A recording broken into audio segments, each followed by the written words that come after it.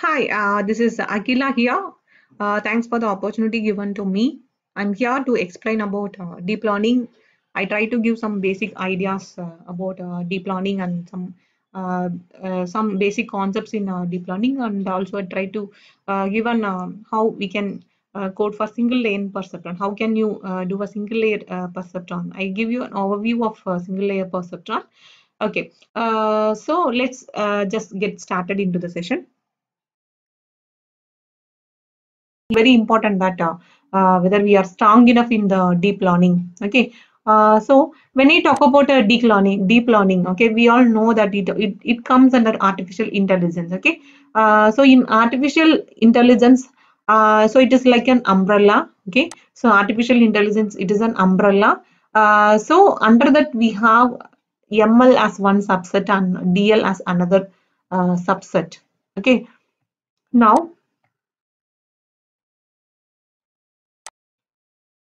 So if you just refer the timeline, okay, so the artificial intelligence, okay, the concept and all, it has came decades and decades back, okay. So it started in the year 1940s itself, we have started, but during at that time, we can see that the internet is not that much popular, okay. So the number of the data that we generate also, it is less, okay. So after 1980s, okay, when internet revolution, the internet evolution has started, then we can see that lot of people are trying to use the internet. As the number of people keeps on using the internet, okay, the number of data they are generating also has increased.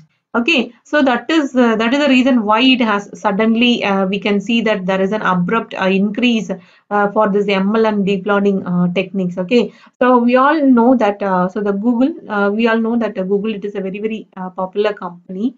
Okay, it is a profitable company, we all know.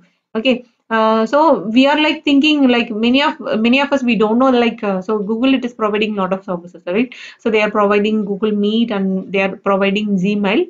So like that we can point out some other search engines like Yahoo and all and Rediffmail and all. In the earlier days we used to have the Yahoo and Rediffmail.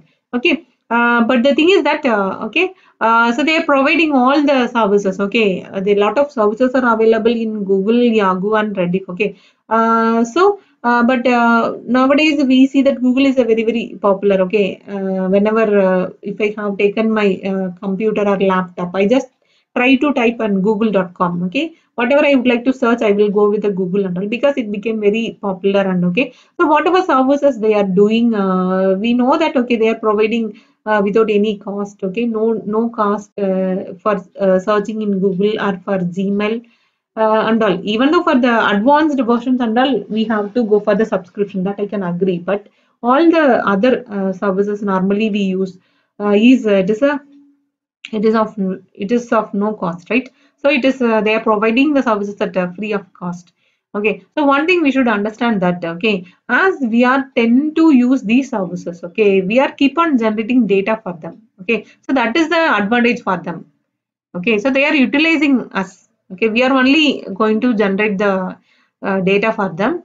Okay, so what I'm telling to you is that okay, in machine learning and deep learning, okay, it is a data driven approach. Okay, only data it is going to drive the machine learning. Without the data, I cannot operate a machine learning, or without data, I cannot operate deep learning. Okay, especially in case of a deep learning, I can say the deep learning, it requires a huge amount of data. So what I'm trying to tell is that so this artificial intelligence, it has evolved decades and decades back, but why it became very popular is that so that depends upon why as depends upon after 1980s we started using internet and we started increase the data.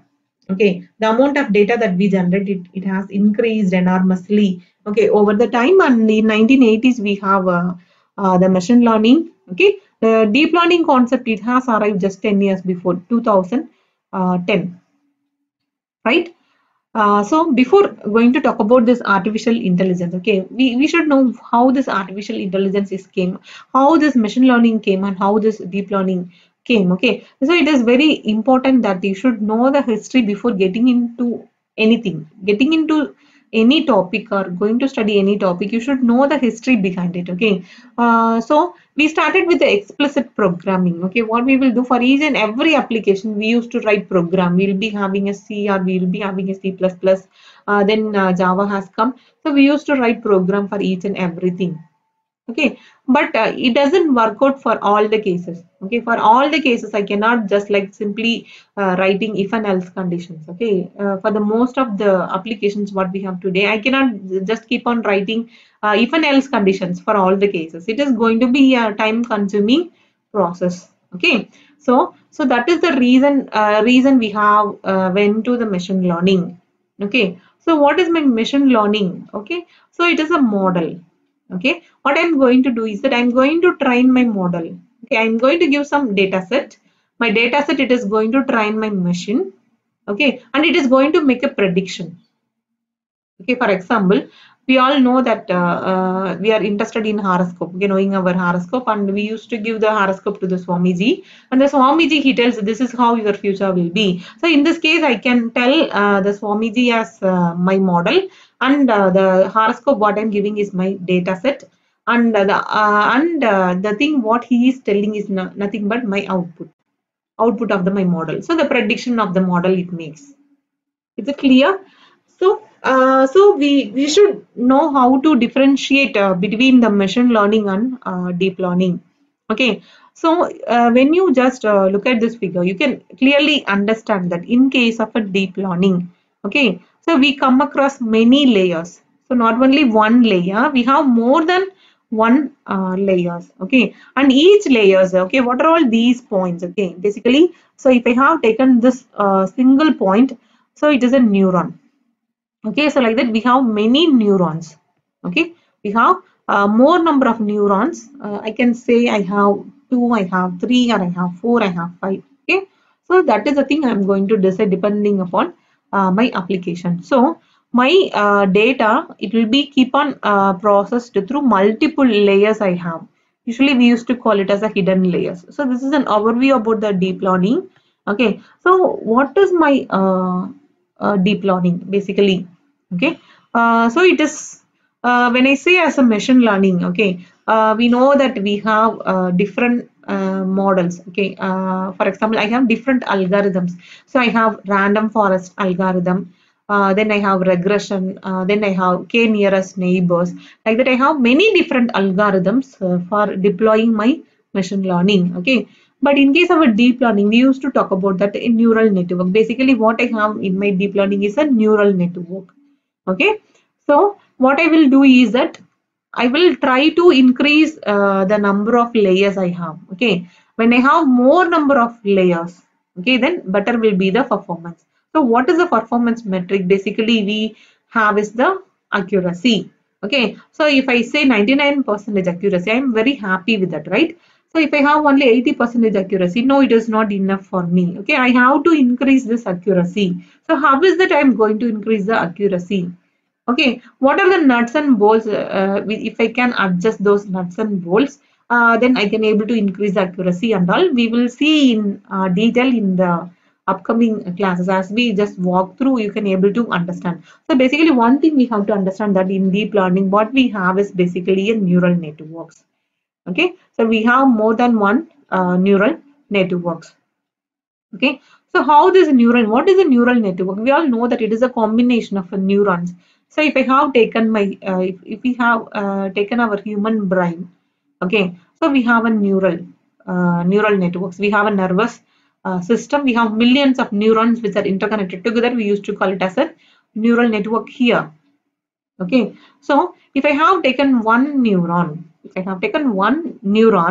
and if I have replicated that neuron in the machine, then I can say it is a perceptron. So in deep learning, so in human brain we used to tell it as a neuron, okay, whereas in deep learning, what I used to say is a perceptron. Okay, if I have taken one neuron, so the basically a neuron, it is a biological neuron what we have in a human brain. Okay, if it is an artificial neuron, so in deep learning we used to say as one perceptron. So in microscopic level, the most fundamental basic components of deep learning is perceptron. Okay, so we have to first understand what is called single layer perceptron. We should know how we have to write the code for single layer perceptron. Okay, then after understanding that clearly only we have to go for multi-layer perceptron.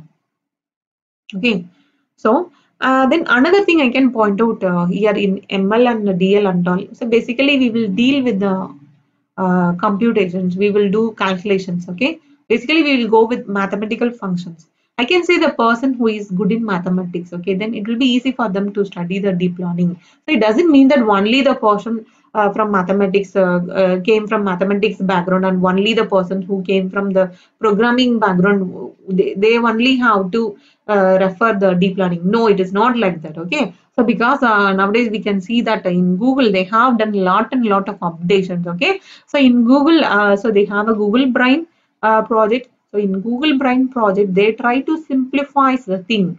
Okay, compared to the machine learning, I can point out there are lot and lot of advantages for the deep learning. Okay, if you know the concepts, if you know the concept with the machine learning, then if you work for deep learning, then you can understand very well that. So it is quite simpler to deploy a deep learning than that of the machine learning, because basically the disadvantage with the machine learning is that it cannot do customization. It will not support the customization. But in case of a deep learning, it supports the customization. Whatever changes here you can do. In case of a deep learning, for example, if I'm having a learning rate and all, okay, it is tend to be fixed in most of the cases. Okay, for example, if we have taken any algorithm, okay, any algorithm, so in that what we can find is that so we cannot change the values. Okay, sometimes most of the value it is fixed and we are not supposed to change it. But in case of deep learning, we can do the customization. We can change the value of the learning rate and the epochs. Okay, as we walk through, I tell you what is this epoch and learning rate and all, right? So basically we deal with the mathematical function in case of the deep learning. So as the things being simplified with the help of the Google, with the help of the Google Brain, okay, now they have Keras and TensorFlow 2.0. Okay, so how to deploy a deep learning? What is the tool I'm going to use? So one of the best tool I can point out for the deep learning is the Keras and TensorFlow. We have TensorFlow 2.0. Okay, before that we have a TensorFlow version 1.0. But what we can see that in case of a 2.0, there are more and more features are enabled. Okay, it supports more and more features. They made everything very simplified process. Okay, as I was mentioning about the customization. Okay, it is very convenient to use. Okay, so they have developed it like not only, okay, only the person who is knowing Java they can use the deep learning. Only the person who are expert in mathematics they can go for deep learning. Okay, so it is not the case. Okay, because as a data scientist, okay, we have the people from different backgrounds.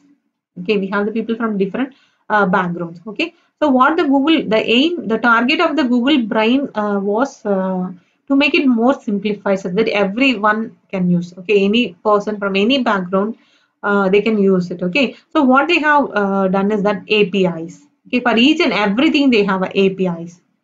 Okay, so when you just look at the API itself, they have mentioned this is how, for example, in case of a dense layer. Okay, so inside the dense layer, we have dense layer and all. I will tell you later, and in the upcoming classes, you can have a clear understanding. You just listen to this. So in dense layer. Okay, so we have an activation function, then we have a loss function, then we have a metric. So like that in the documentation, they have made it very clear. Okay, once we refer the documentation itself, we can understand that, okay, this is how we have to code. Okay, the thing I would like to point out now is deep learning. Okay, don't think that only the programmers, okay, who know very well about Python and who know very well about Max, okay, who know very well about the probability and statistics. No, okay. So now deep learning with Keras and TensorFlow, I can say they made it very simple. They have simplified the process. Okay, so I would like to suggest you all, please deep learning, it is better if you study with the deep learning, because in future, okay, there are lot of scopes, lot of job opportunities based on this ML engineer. You can see the designation itself in Naukri itself. You can see that we have, if you search for a job, okay. So now there is a lot of requirement. There is a demand for the ML engineer and DL engineer. Okay, with the DL engineer, why specifically DL? Okay, why we have to go for deep learning? Also another thing we have to understand. Okay, as I was mentioning, so data, it is a data driven approach. Okay, without the data we cannot operate machine learning and deep learning. Okay, so the data what we have basically is a structured data and unstructured data. So with the machine learning, I can say so if it is a structured data, if a machine learning model, it can conveniently process it and it can obtain better performance. Okay, but if you deal with the unstructured data, because in case of unstructured data, not only it is three dimensionality, it can be any dimensionality. Okay, basically we deal with the n dimensionality. We deal with the n dimensionality in generic, I can say. Okay, so we used to say curse of dimensionality. That is a problem with the unstructured data. How to deal with this problem? Okay, your machine learning, it cannot give solution. No more machine learning. Okay, with unstructured data, I have to go for definitely deep learning. Okay, so because if I say two-dimensional, we know the difference between two-dimensional and three-dimensional, isn't it? So, for example, I'm attending a workshop. Okay, basically in workshop, the organizers what they will do. So, suppose if there are 40 peoples, right? So, for the 40 peoples, they will just note down the observations. Okay, the name of the person, then from which institution they came, for what course they have registered, so whether they have paid the amount, whether they have registered or not, what is their email ID, what is their mobile number, everything. Okay, we will do the registration. We will just fill up all the details in the registration form. Okay, so the two-dimensional means it is like rows and columns. Okay, we can easily manage with the two-dimensional. So in the rows, it can be the number of persons. If I have 40 persons, then I have 40 rows. Okay, if I have these are all the details. Okay, in columns, I will be having the details of the persons who are all attending the workshop. Okay, basically we deal with the like rows and columns. Okay, but with the three-dimensionality, we have the depth as a third dimension or as a channel.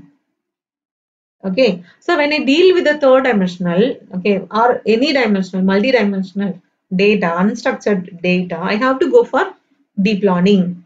Okay, but deep learning, it is having the capability to deal with the highly complex data.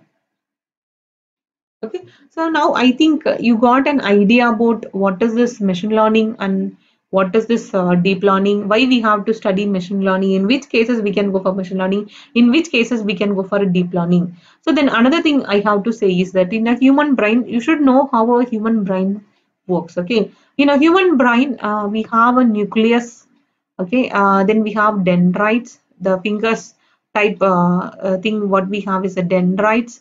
Then we have then axon hillock. Here we have axon hillock, and this action, it helps to carry the electrical signal.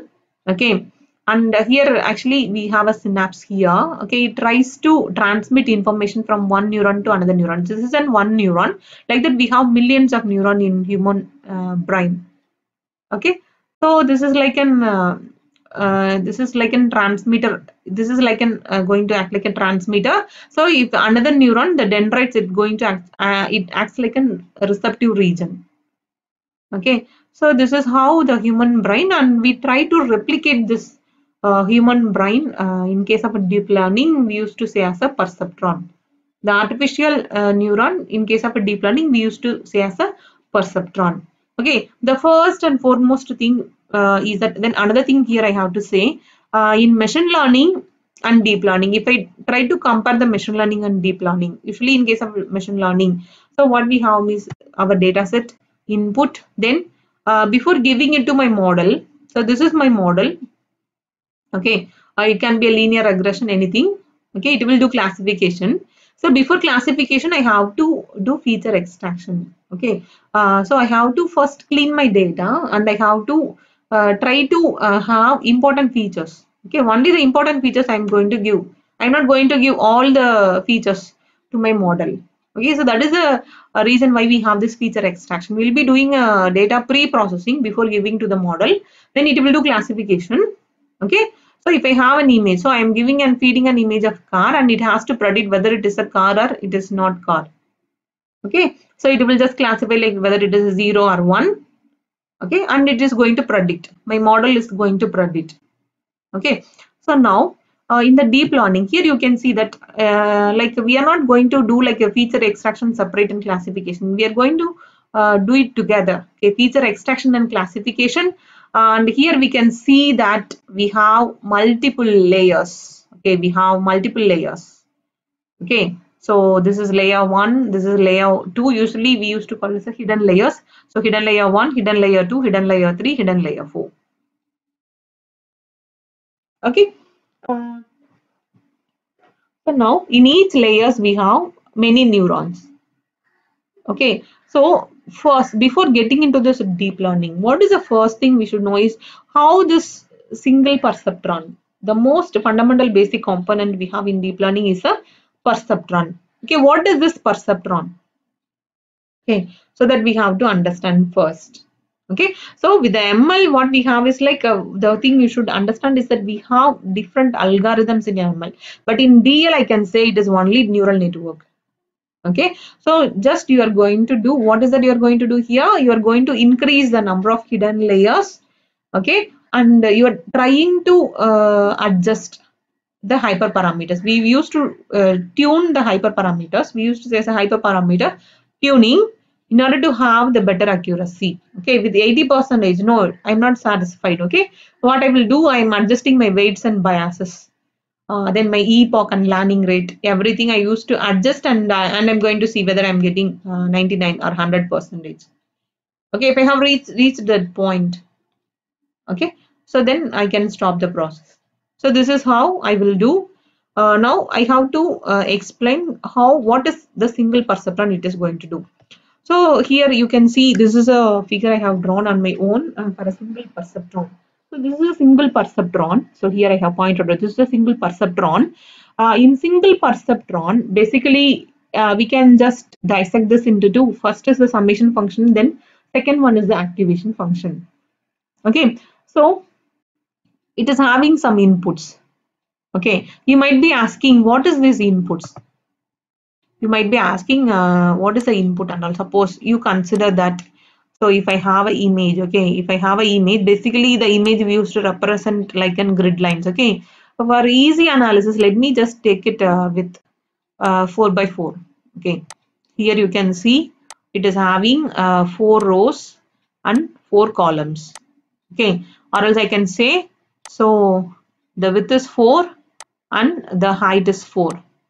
Okay, so 4 by 4, it is of a 4 by 4 image, but basically what we have will be of it will be very high in numbers. Okay, it will be like 300 by 300 or 1000 by 1020. It can be a rectangular image. Here what I have taken is a square image. Okay, so here with the 4 by 4 I will be having 16 pixel. Okay, we know that in image we have pixel. So one square area is your pixel. We know that if we have more number of pixels, then better will be the clarity, right? So here you might be asking why it cannot be text, or why it cannot be video, why it cannot be audio. It can be any input. Okay, for the sake of understanding, we just take an image. Okay, so basically, so in this image, like you just consider you have a number 2. Okay, you have a number 2. Okay, and now we are going to just predict whether it is number 2 or not. Okay, now you understood. So in this case, then I can say I have so 4 into 4, I will be having 16 pixels. Then I will be having from x1 up to x16. Is it understood? Okay, can you understand this? Yes. So we'll be having basically n inputs. It depends upon what input and what size. Okay, what is the shape of your input basically? What is the shape of your data set basically that you should understand? Right? Yes. So now this is you can see this is your input. Okay, then you have one bias. Okay, so now what I will do is that I'm going to multiply my input with the corresponding weights. So in each we have the weights which are mentioned here, W1, W2, so etc. up to Wn. What is my bias? So bias usually always will be having the bias, the constant value is 1. Okay, so when I just multiply, okay, first what I will do, I just do multiplication then summation. Okay, what I will do is the summation function. So x1 w1 plus x2 w2 etc. up to plus xn wn. Okay, for example, you are getting some value. Okay, it can be an integer value or some floating value, 372. Now you might be asking, what is it I'm going to do with the 372? With the 372, it is not a consumable data. Okay, I don't know what I have to decide. Okay, so that is the reason what we have is that after this multiplication and summation function, so we have the multiplication and summation function here. Okay, so with the right set of weights and biases.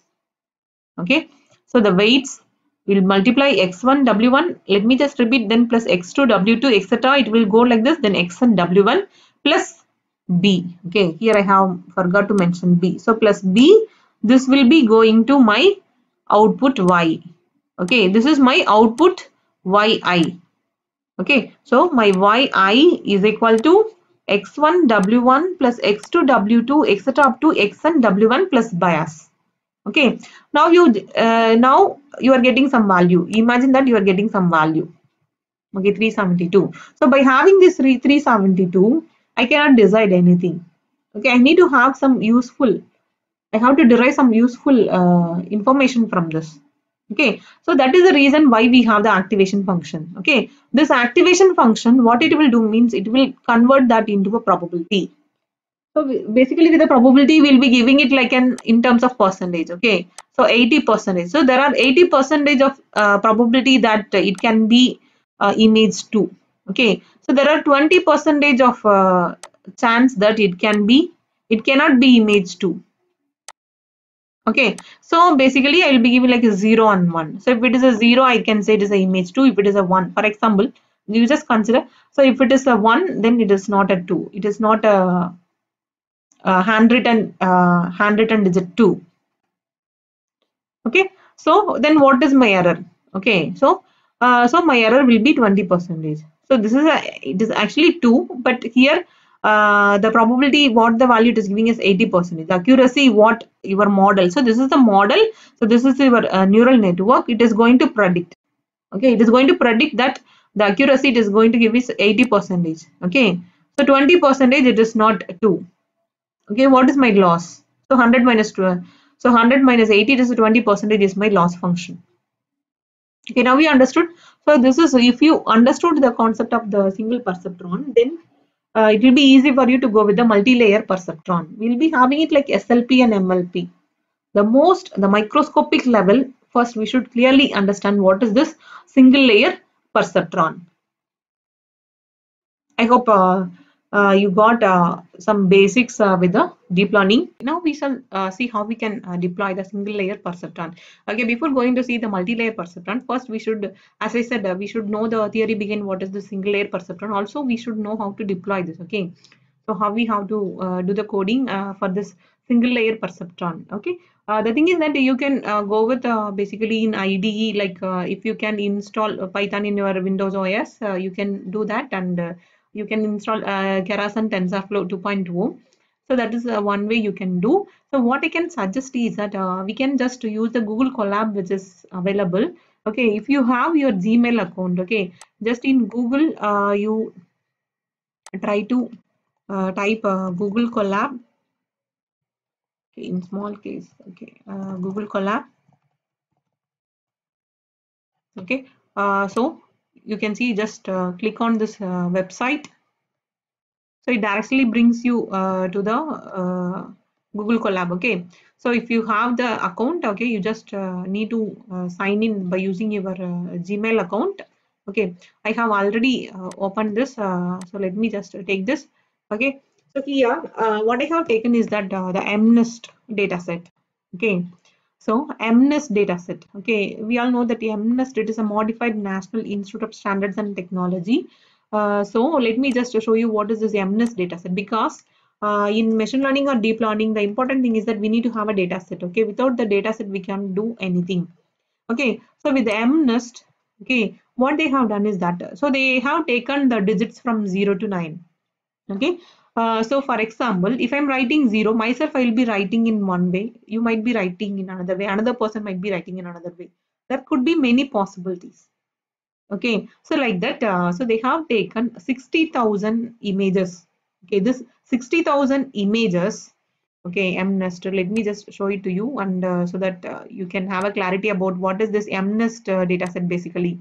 Okay.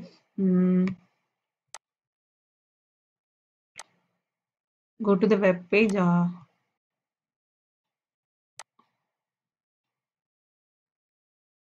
So basically it isn't standard. Okay, MNIST, it is a standard for handwritten digits.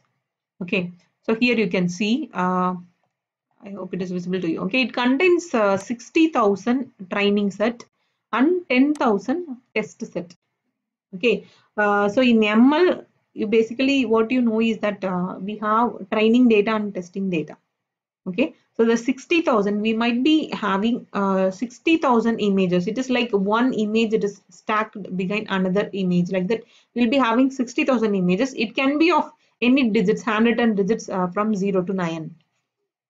Okay, then after training, after giving this data set to your model and you are making, so you are completing the training process. Okay, then you are giving a new data. Okay, that is the test set. Another, not from this 60,000 combinations, so you are giving another image. Okay, and you are going to see whether it can able to predict accurately or not. Okay, so we usually having training accuracy and testing accuracy.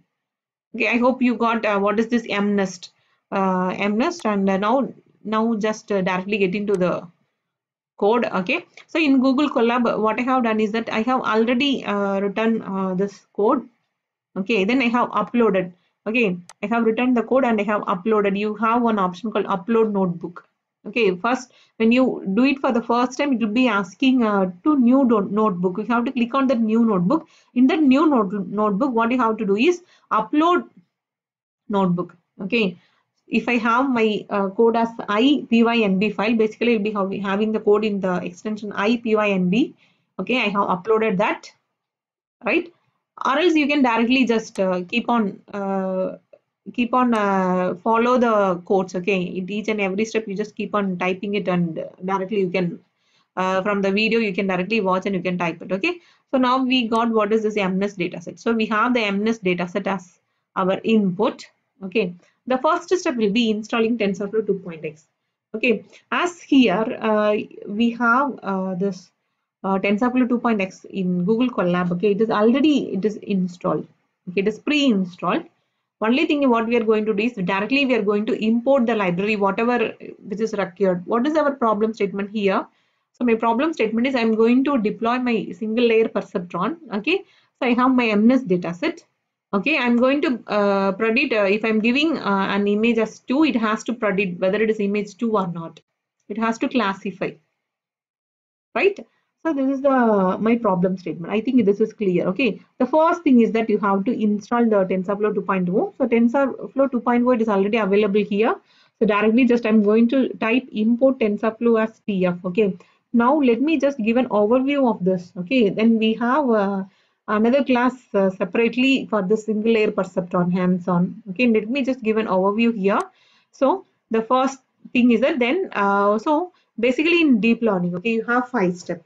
Okay, you have 5 steps. Let me just take the PPT and I will try to explain so that it will be easy for you.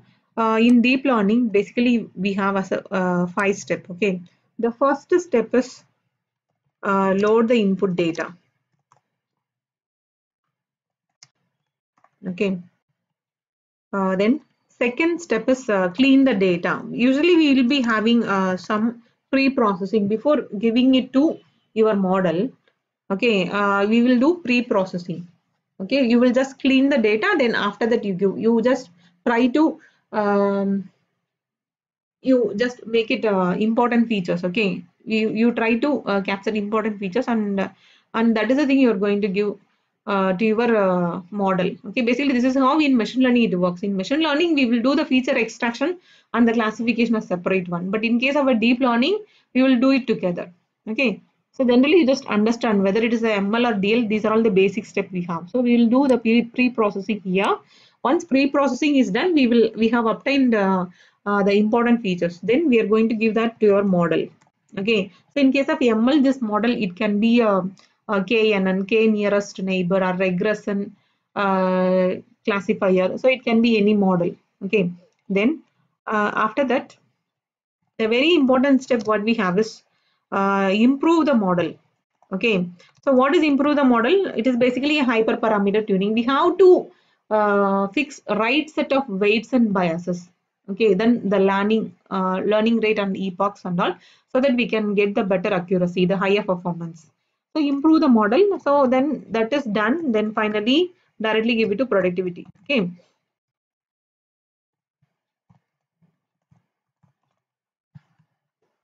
So these are all the 5 steps basically. Also, the another thing is that before deep learning, okay, you just no need to worry about like only if I know machine learning, then only I can study deep learning. No, it is not like that. Okay.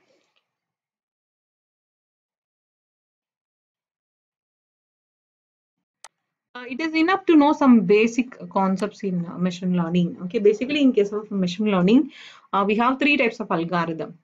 Okay, supervised learning, unsupervised learning, then reinforcement learning. Okay, so supervised learning. Okay, we are going to supervise our model. Okay, so in case of supervised model, we'll be having input X and we have the target Y.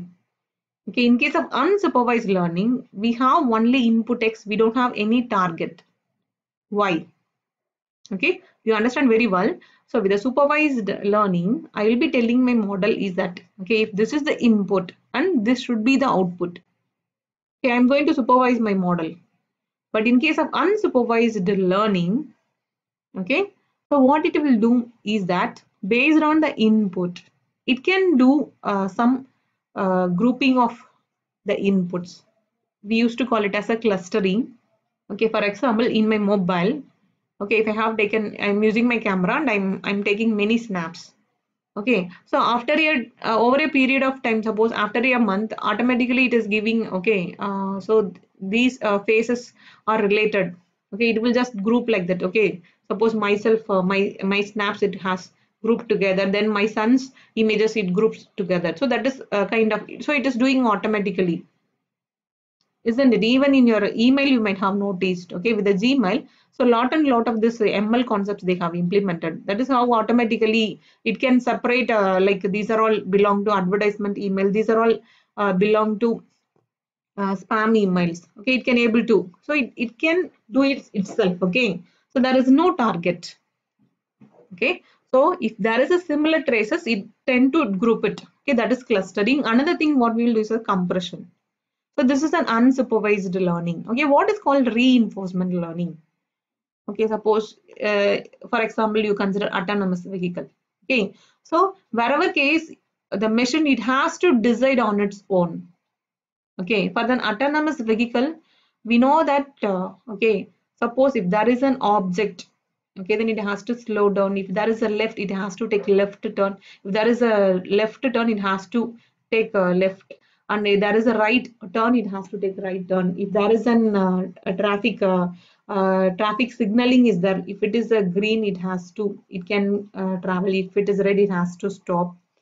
Okay, so based on the input, okay, we used to say as again data driven approaches, based on the input, okay, it has to decide on its own. So that is the kind of thing we can talk about in reinforcement learning. I hope you got. So what are all these 3 algorithms which are being used in ML? Okay, it is enough that it is sufficient that you just know the basic concepts. Okay, so no need to worry like completely I have to study machine learning, then only I can study deep learning. No, not like that. Okay, so directly some basics. After having some basics, directly you can come and study the deep learning concepts, right? So now again, going back to the codes. Okay, so what is the first step? As I was mentioning, the 5 steps. Okay, what we have to do first, we have to load the input data. Okay, so then clean the data, model, improve the model, then productivity. This is what we are going to do. This is just in basic coding. Okay, we have some only the basic processes. So now directly what it will do means that it will load the data directly from the Keras. Okay, and here you can see there is an X train comma Y train, then X test comma Y test. Okay, so these and all I will explain in the hands-on session exclusively for this single layer perceptron. So then we have this data exploration. Okay, exploratory data analysis. We used to call it as exploratory data analysis in machine learning. So we are doing the data pre-processing here. Okay, and then we are going to design the model. Okay, so here in deep learning, basically we have an optimizer. Okay, the very important function we have the deep learning is an optimizer. So here we have used it as SGD. There are different types of optimizers we have. So here I have used SGD, and so then I'm training the model. Okay, so then I have finally plotted and the evaluation. Then finally it is giving the summary.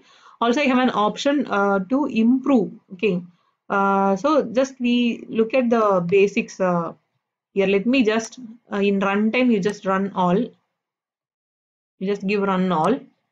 So individually what you have to do is individually you have to select and run. That also another thing you can do, or simultaneously what you can do is just give run all. It will execute all the codes we have.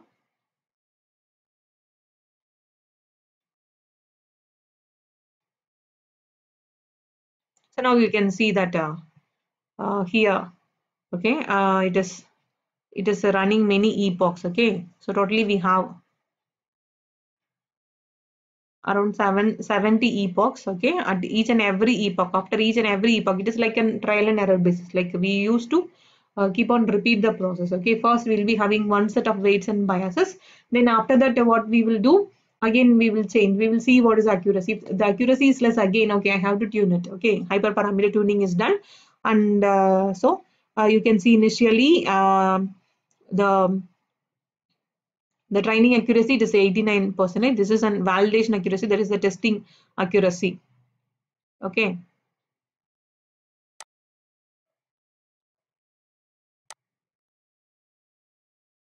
Let me just go down and I will show. So what is my training accuracy and testing accuracy? Okay, 63 epoch now running, 65th epoch. Okay.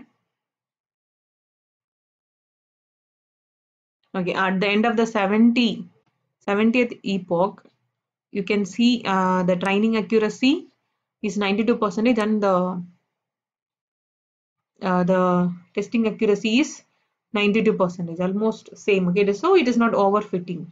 Suppose if we have like 95% of training accuracy and 80% of testing accuracy, then we can see it is an overfitting has done. Okay, then again we have to change the parameters and to get better testing accuracy. Okay, so what is the testing accuracy? The testing accuracy, if I give another set of input, okay, it has to predict correctly. If it is not able to predict, it is like an by hearting. Okay, it can able to convenient only with the 60,000 watt input I have already given training. Okay, so based on the training, whatever input we are giving, it has to predict correctly. If it is not working out, then there is some problem. Okay, with the parameters. Okay, again we have to change. We have to adjust the parameters to get a better testing accuracy. Okay, I hope you got some idea.